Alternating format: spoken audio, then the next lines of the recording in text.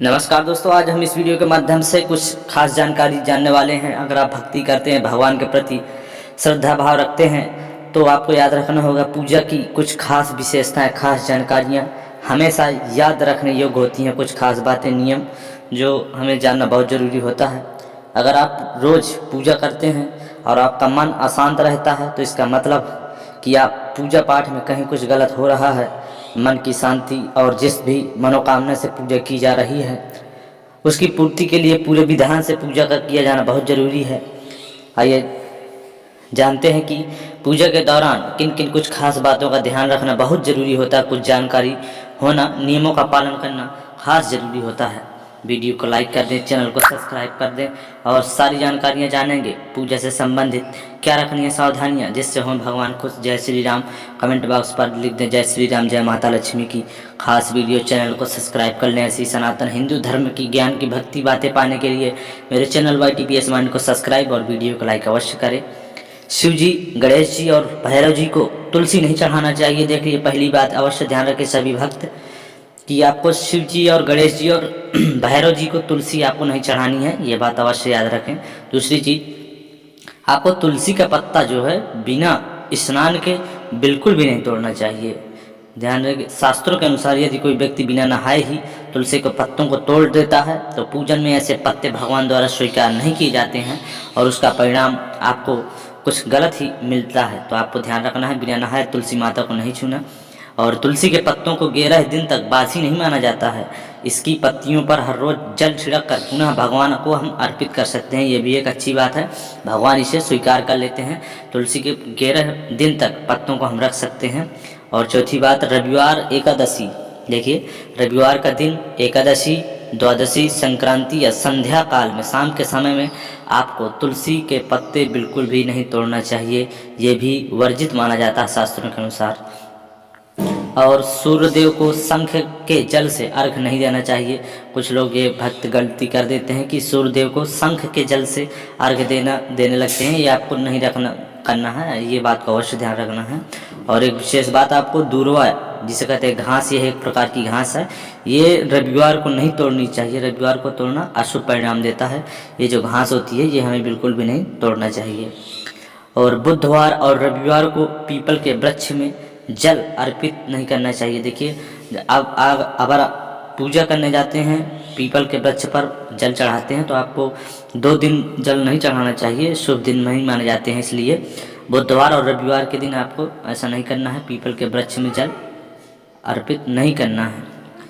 Plastic की बोतल में या किसी अपवित्र धातु के बर्तन में गंगा जल नहीं रखना चाहिए, ये ध्यान रखें। कुछ लोग गलतियां कर देते हैं कि प्लास्टिक के बोतल में ही गंगा जल रखे रहते हैं, लेकिन आपको प्लास्टिक की बोतल में या किसी अपवित्र धातु के बर्तन में गंगा जल को नहीं रखना चाहिए। अपवित्र धातु जैसे एल्युमिनियम और लोहे से बने बर्तन, गंगा जल को आपको तांबे के बर्तन में रखना बेहद शुभ और चमत्कारी माना गया है।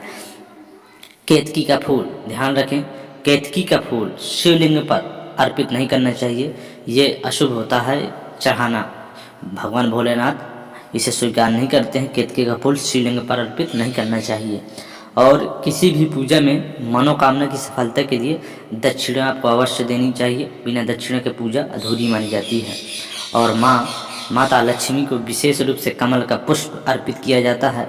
इस फूल को 5 दिनों तक जल छिड़क कर पुनः चढ़ा सकते हैं। माता लक्ष्मी प्रसन्न होती हैं, स्वीकार लेती हैं 5 दिन तक ये पुष्प को। तो बहुत ही खास जानकारी है। घर के मंदिर में सुबह एवं शाम को, देखिए, सुबह भी और शाम को भी दीपक अवश्य जलाएं। ना हो तो कम से कम संध्या समय, शाम के समय दीपक घर के मंदिर में एक बार जरूर जलाना चाहिए। एक दीपक घी का और एक दीपक तेल का जलाना बहुत ही शुभ माना जाता है। सूर्य, गणेश, दुर्गा, शिव और विष्णु के ये पंचदेव कहलाते हैं। देखिए, पंचदेव कहलाते हैं सूर्य, गणेश, दुर्गा, शिव और विष्णु, ये हैं पंचदेव। इनकी पूजा सभी कार्य में अनिवार्य रूप से की जानी चाहिए। प्रतिदिन पूजा करते समय इन पंचदेवों का ध्यान अवश्य रखना चाहिए। इससे लक्ष्मी कृपा और समृद्धि की प्राप्ति होती है। पंचदेव हैं आपको सूर्य, गणेश, दुर्गा, शिव और विष्णु, ध्यान रखें, ये पंचदेव हैं। इनका स्मरण जरूर हमें रोजाना करना बहुत ही हमारे लिए जीवन से संबंधित बाधाओं को दूर करता है, बहुत ही शुभ परिणाम भी देता है। अभी कुछ और ख़ास जानकारी जानने वाले इस वीडियो के माध्यम से, वीडियो को पसंद तक देख लेना।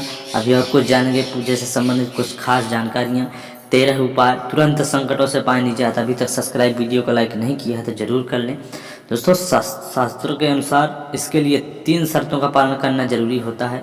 यदि आप शर्तों का पालन करते हैं तो आप, पहली शर्त है कि किसी प्रकार का आप नशा नहीं करेंगे, और दूसरी की यहाँ पर घर की स्त्रियों का पूर्ण सम्मान करना जरूरी, और तीसरी कि खुद के बारे में और दूसरों के बारे में कुछ भी नकारात्मक ना सोचें और ना बोलें।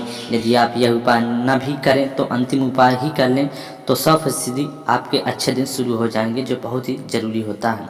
चलिए जानते हैं आपको कुछ खास नियम। कपूर का जलाना, प्रतिदिन सुबह और शाम घर में संध्या बंदन के समय कपूर जलाना जरूरी होता है। हिंदू धर्म में संध्या बंदन आरती या प्रार्थना के बाद कपूर जलाकर उसकी आरती लेने की परंपरा है। पूजन, आरती आदि धार्मिक कार्य में सफलता पूर्वक कपूर का विशेष महत्व बताया गया है। रात्रि में सोने से पूर्व कपूर जलाकर सोना तो बहुत ही लाभदायक होता है। घर के वास्तु दोष को मिटाने के लिए कपूर का बर्तन बहुत ही महत्व है। यदि सीढ़ियाँ, टॉयलेट या द्वार किसी गलत दिशा में निर्मित हो गए हैं तो सभी जगह एक एक कपूर की बट्टी रख दें। वहाँ रखा कपूर चमत्कारिक रूप से वास्तु दोष को जरूर दूर करता है। हनुमान चालीसा का पाठ करना प्रतिदिन जरूरी। प्रतिदिन संध्या बंदन के साथ हनुमान चालीसा का पाठ करना चाहिए। संध्या बंदन घर में या मंदिर में सुबह शाम की जाती है।